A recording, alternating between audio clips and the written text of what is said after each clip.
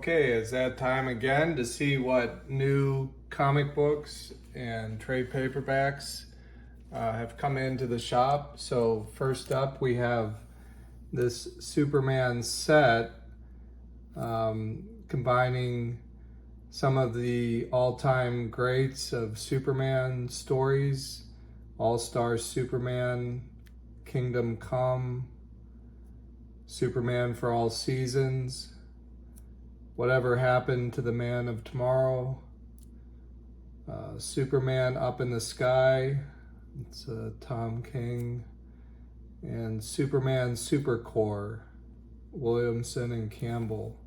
So nice little set for anyone, a nice gift for anyone to give that really gives a broad spectrum of classic Superman stories.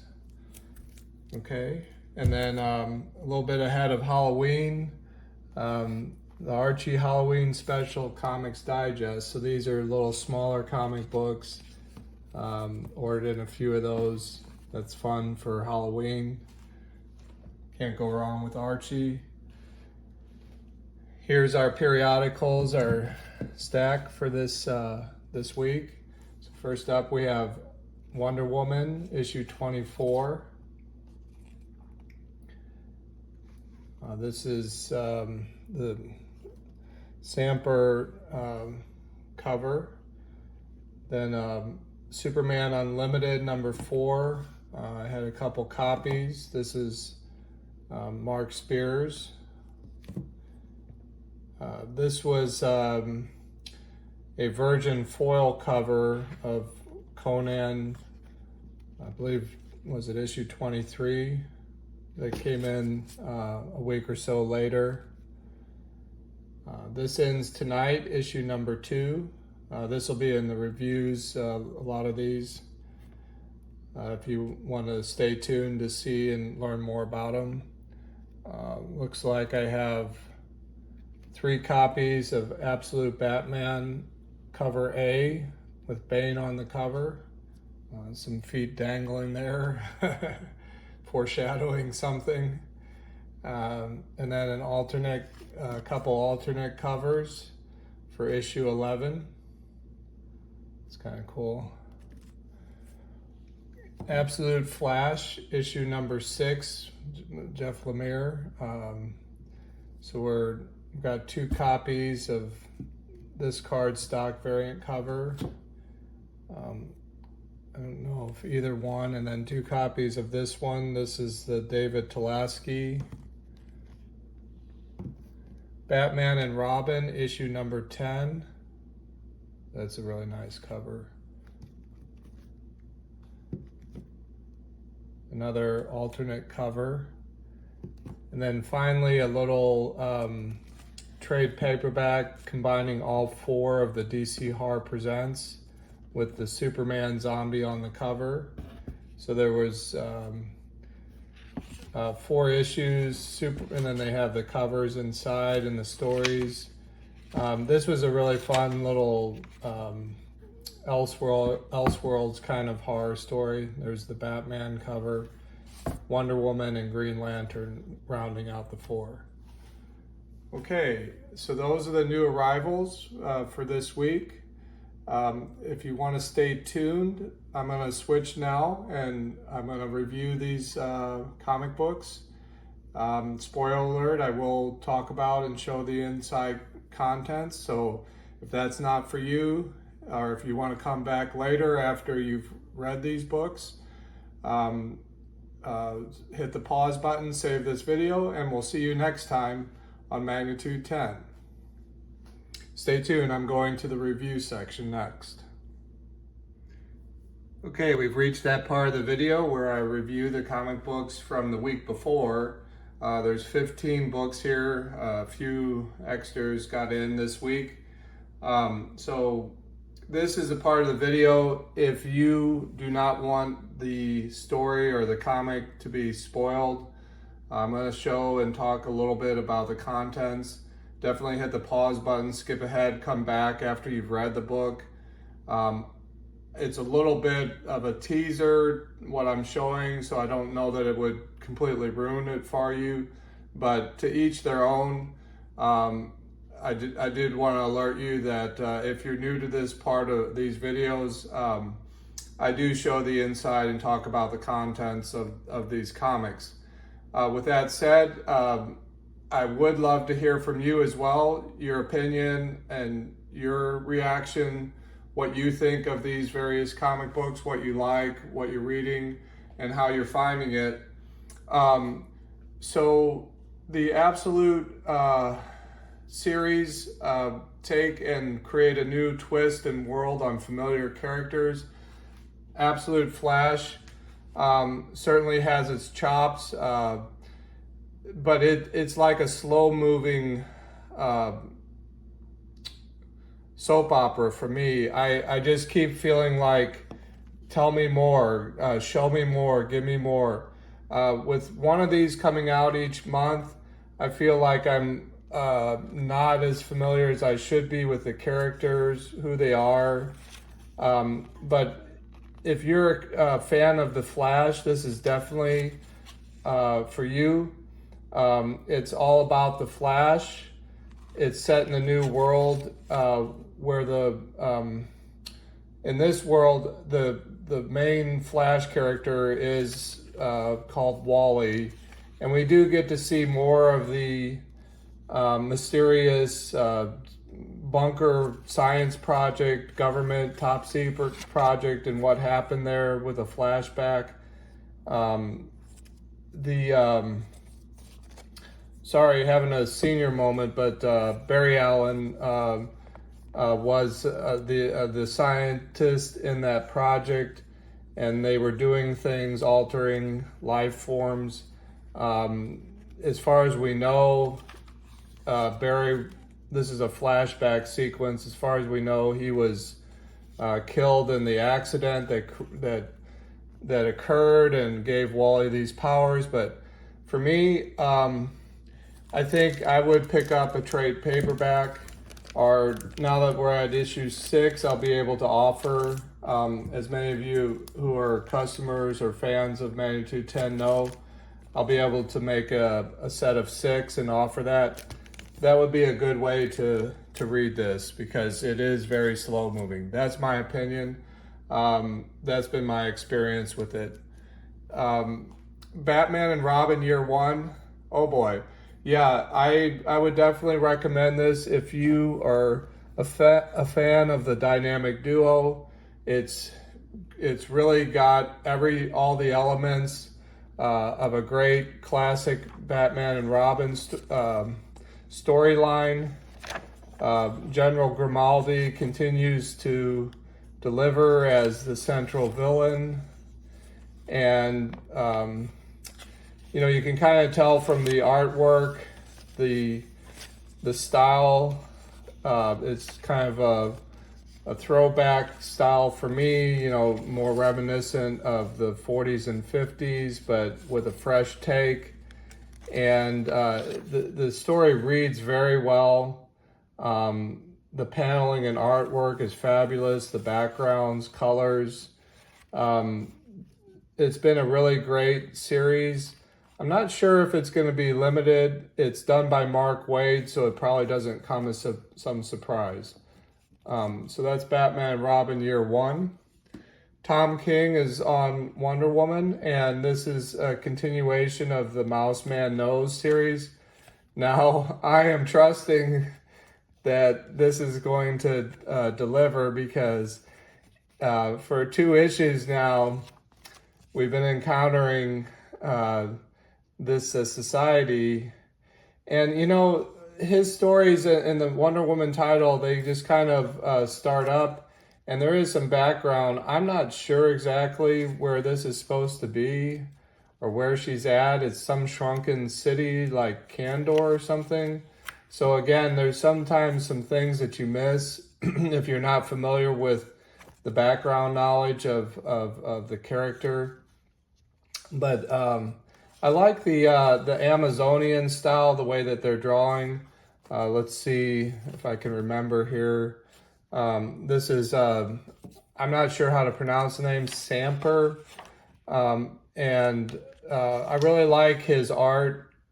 It's been very beautiful. The tones are beautiful earth tones is how I would describe it.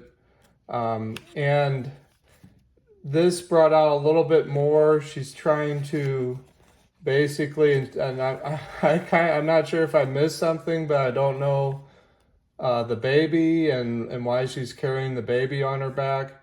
But it's some kind of fascist state, and yeah, there might be some undertone commentary going on here. Looking forward to how this little storyline wraps up. Definitely been fun, and if you are all a fan of Tom King or Wonder Woman, this is a great comic.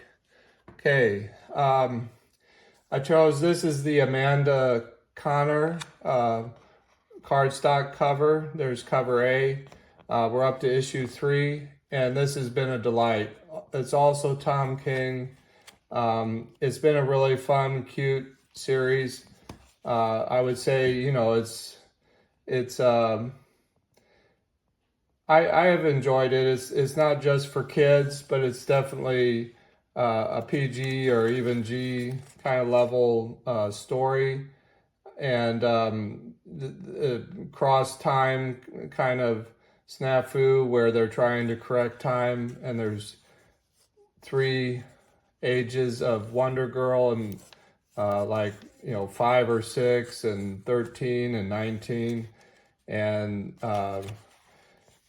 she runs into oh my gosh, Wonder Woman's love. I forget. Gosh, Steve. You all know his name. I guess I'm getting old. My recall is not the best, but he's in this as well as her dad. Is how they talk about him. So this has been great. This is, I believe, going to be 6 issues in total. And again, we'll offer a set once all 6 are out. But I've enjoyed that, and the continuity has been good, and I've really enjoyed reading that. Okay, the Kryptonite Spectrum. Again, this is a variant cardstock cover. It was really fun, interesting, something different, a nice departure. I think what I enjoyed was the scientist side of Kal-El, Superman, Clark Kent, and up in his Fortress of Solitude, his robots detect, and they pull in this meteorite that has some different types of kryptonite that, you know, maybe it was a piece that came from the exploded kryptonite Krypton planet. You know, this is a little piece that survived through outer space, but there was some fusing of the minerals into some different forms, and the robots secure it, and there you can see they label 4 different new types, and to be prepared, Lex Luthor makes an appearance, and he's upset that Superman got a hold of it, you know, and it's really well written, and the characters are strong with their depiction, very classic. He falls back on Bruce.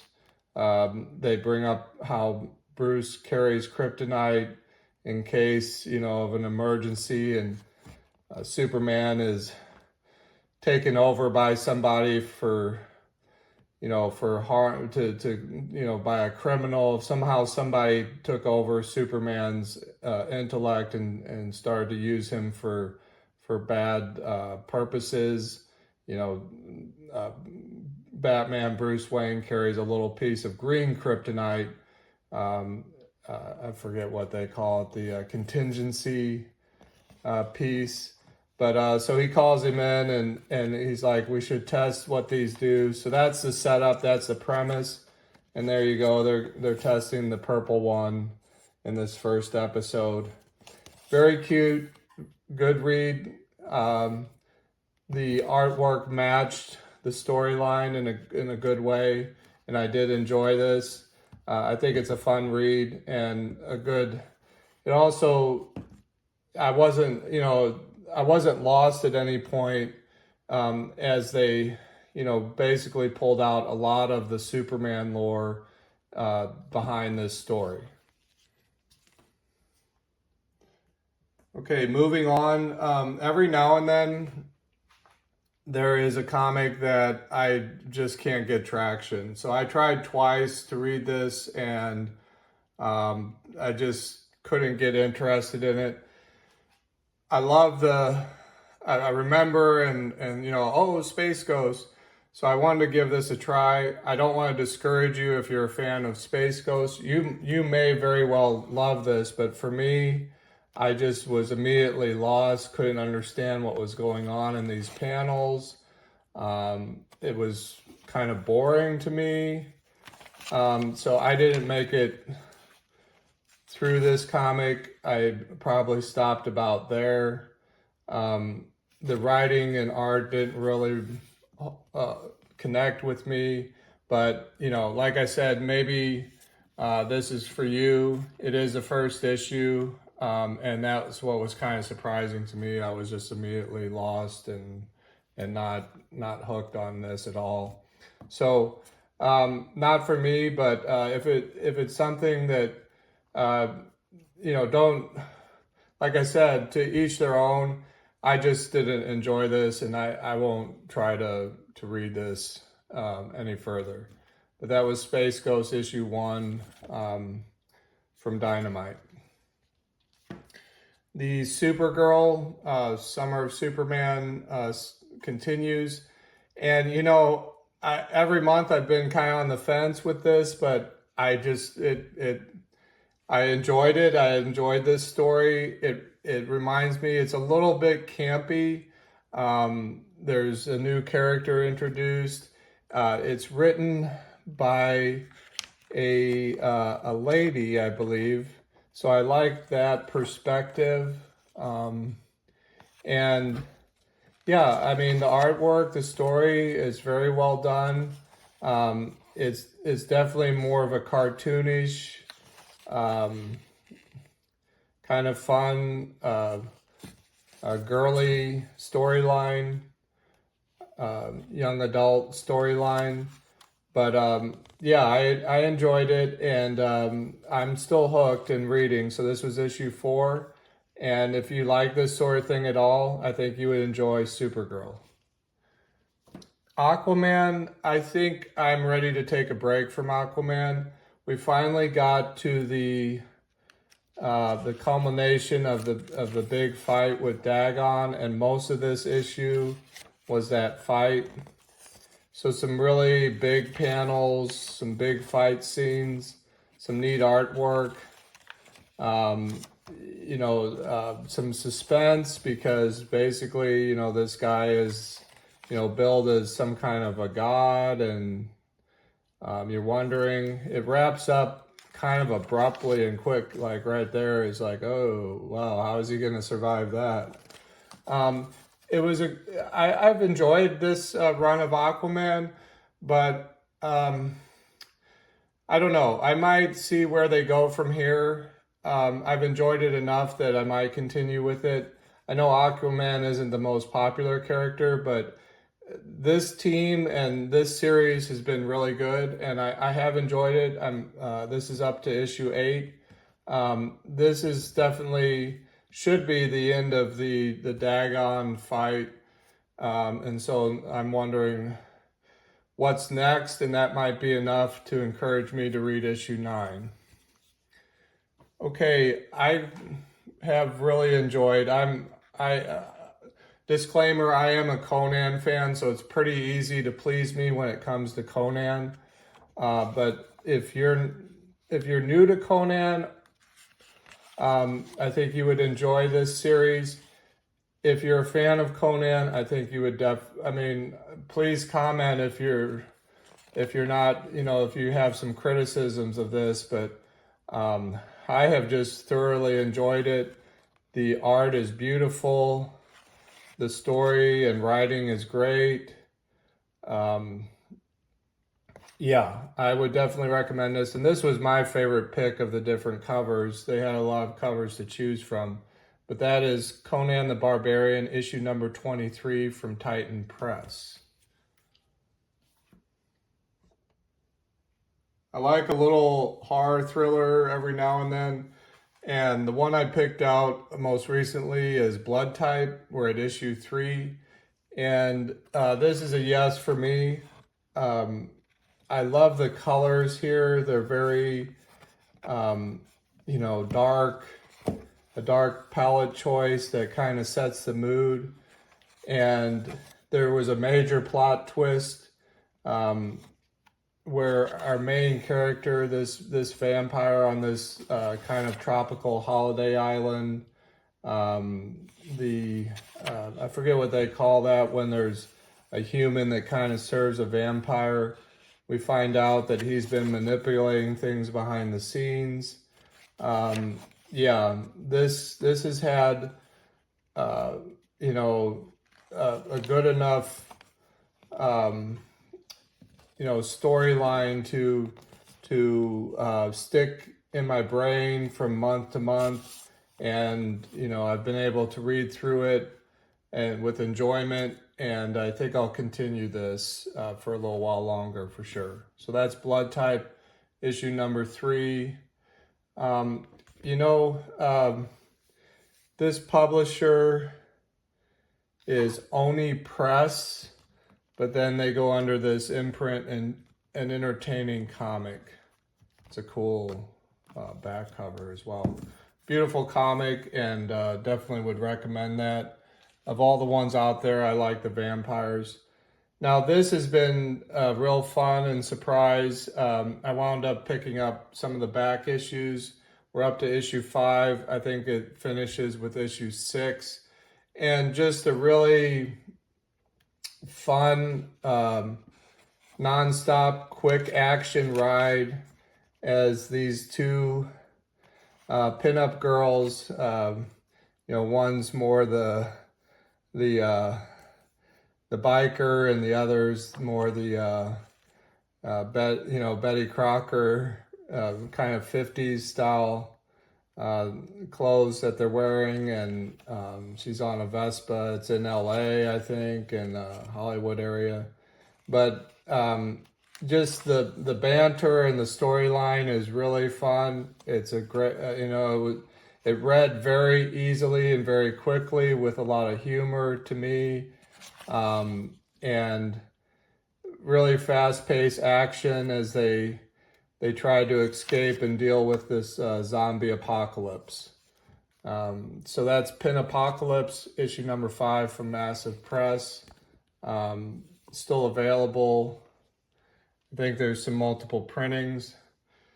Okay, Action Comics. If you've watched the channel, of course, this is Mark Waid on this as well. And this has just been a really, really well done. It's, retelling, or it's basically Clark as a young man. So they're really Superboy stories.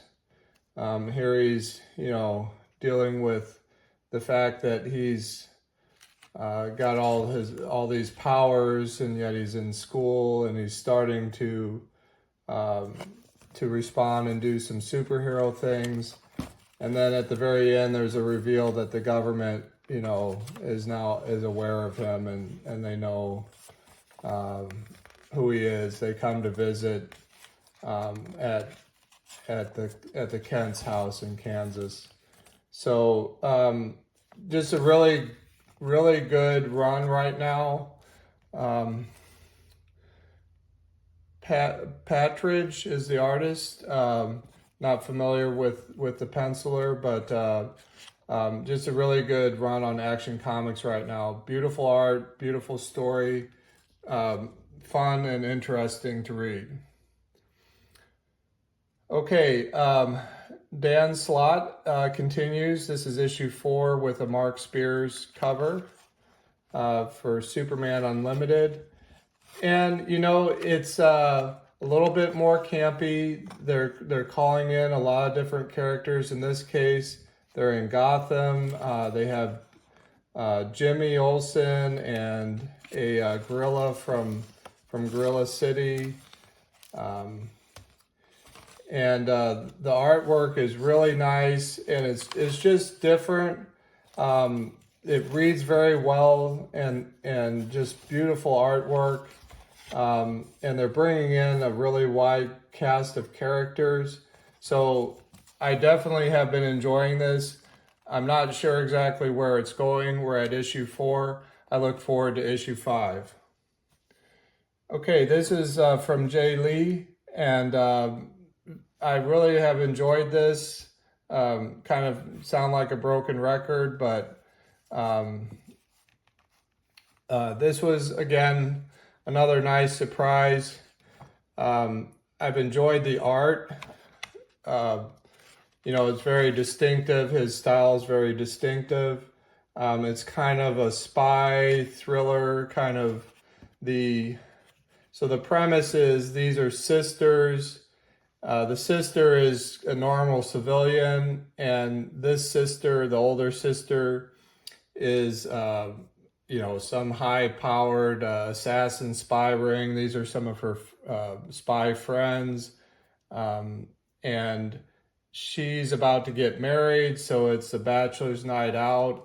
So again, very fast-paced action all in one night on her at her bachelor party, and they're trying to keep her safe from some other people that are out to get her, or out to get them. We're not entirely sure why. But yeah, if you like that sort of thing, I definitely recommend it. This is from Image Press, and we're at issue 2, going to issue 3. Last but not least, Absolute Batman number 11. Now here's where I don't want to spoil it, but you see some feet dangling here. I have to say that this entire past year, the Bane arc story here, it's just built. I mean, Absolute Batman has been amazing, and it just continues to deliver. We're at issue 11. And I am still on the edge of my seat, just looking forward to what is happening. So I'll go ahead and spill the beans. It's kind of narrated in the background by the Alfred character, who was part of like an MI5 or whatever spy group, government group that was trying to fight, you know, international crime bosses. So we get an early peek, which I believe is going to be the Joker character. And there he is again with Bane, and he's the one that rescues Bane from the prison. So we get a kind of a reboot of Bane's origin. And then we're back into the current timeline, or so we think. But by the time we get to the end, because again, Bane just utterly destroys, and there's this scene at the end where he takes the axe out of Batman's hands and chops off his limbs. And you're like, oh my God. Spoiler alert. It turns out it's a dream sequence. So that's how they end it.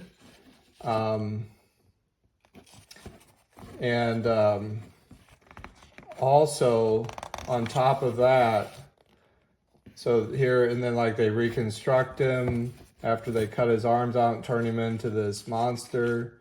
So we're learning more about the project that Bane's involved in and who's behind it. It's been just the most excellent comic book in a long time. And then we get a preview of the new Batman issue 1.